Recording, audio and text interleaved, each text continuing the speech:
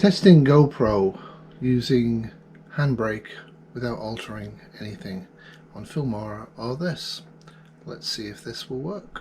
Wow, thanks everybody for all the tips using my GoPro Hero 7. I think I've kind of sort of got it worked out. What I originally was going to do was just going to actually copy the desktop, which I can do using Filmora, but that works, but I'm not really happy I'm going to do that. So one of the people who kindly saw my plea, who came to help me, whose name I cannot pronounce, but I will be thanking them in this below, actually gave me a tip to download something called HandBrake, which I have no idea what it is, and do something with HandBrake. And that's what I did. And it worked. When I actually download the PC pictures, they worked fine like they said they did. When I open them HandBrake and then alter it a little bit, and then send it to projects on Filmora, it works. Cool. So I'll show you the screenshot of that. So this was open source and free, and that made me very, very happy, because open source and free is good. And I'm not altogether sure what I did with the thing, but I know I can do it again, so thank you very, very much. So you got to download GoPro quick, and I did that. I'm not really sure what it's doing for me because I'm not actually using it, but it tells you to, so I downloaded it. Again, that's free. You have to have your GoPro turned on or off, and I always forget which, but once you got it figured out you can do it. So that's my passport, that's my Hero 7. You can name it something if you want. Always delete everything from every device after import. I think that's really, really important. And then you can see it importing at the top bar. It's not that slow. None of this stuff, none of these steps are actually taking a large amount of memory space on my computer, which I'm very happy for, but I'm going to have to do the extra step and then fix it. And then you can see there that it actually is popping in under June 2019, and it is fine. So let's have a look. Let's open up my free download of HandBrake, which doesn't take much file. And there's two methods of doing this. You can send the files as a big block, or you can send them one by one. So I actually tried one by one.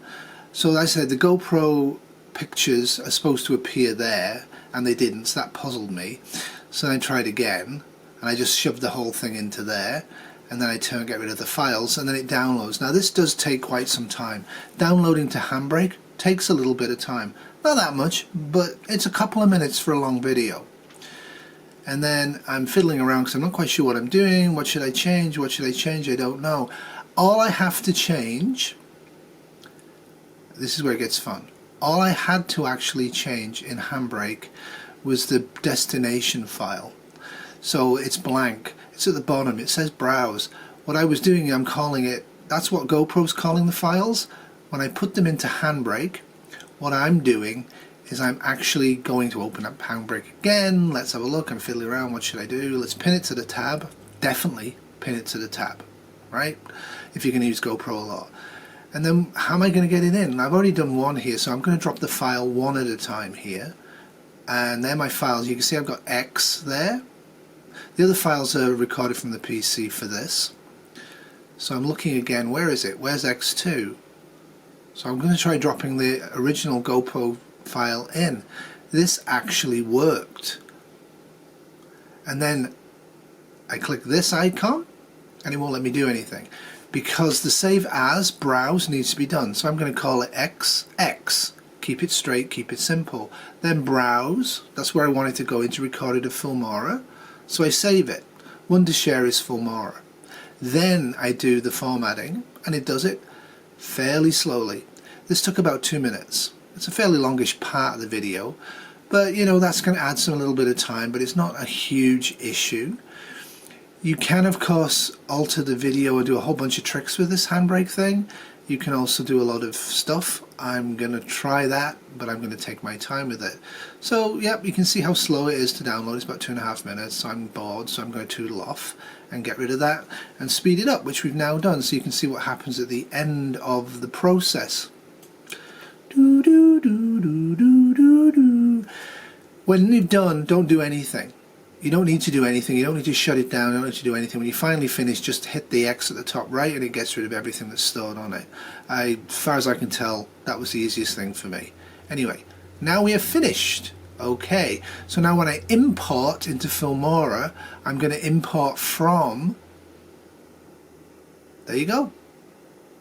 from recorded. Bang. And as you can see, I now have picture. This is so happy for me. And there I am going on, talking on with the fisheye lens. Of course I'm going to have to get used to the camera angles and all of this stuff. And there's a whole bunch of stuff you can do with this. So let's try this again. Let's put in the third video I did to test today. Where is it? That's it. That's what Filmora calls it. So if I shove it in here, it's going to load. So okay, it's loaded. So it gives me this automatic one. I'm going to get rid of it entirely. When I browse, I'm just going to call it XXX because it gives me the order of the video, and I think that's more important for me. I don't have to wonder what files I've used. And obviously I'm going to have to delete most of these files, but when I have my complete video I actually save it to Passport. Thanks. And a specific shout out to Brad Harris, and I'm going to shout you out, mate, using my GoPro. So Brad Harris of Full Spectrum Survival, a very large channel. He works very, very hard for his subs. He's been nothing but a consistent source of support and help to me since I started my channel. And I'm minor and small, and we don't even agree politically on a few things. But he sends me his cards on a fairly regular basis, even though I'm not a $10 patron. And he puts out quality stuff on a regular basis that we all should be watching. And he's not doing it particularly for cash. I think at this point you have to argue that if Full Spectrum Survival was doing this for cash, he wouldn't be communicating as much with us online as a lot of the big subs do, because he communicates. And he offered for me to send him 30 seconds of my GoPro and to play with it, see if he could get it to work. And for that, Brad, thank you very much. I think I have actually accessed, using non-prepping people, how to actually do this, and for that I'm very grateful. So get over to Full Spectrum Survival and watch his stuff. His news outbreaks are good. You can argue with him if you disagree, as long as you're polite. He's totally fine with that, as everybody should be. So thank you all very much. I am going to have to get really used to using the controls of this. And I'd specifically like to thank as well RG of Armadillo Junction, who actually gave me some really good advice on this as well. And I think he's really right. If you get one of these little GoPro thingies, get extra batteries. I did, because the battery life is pretty bad.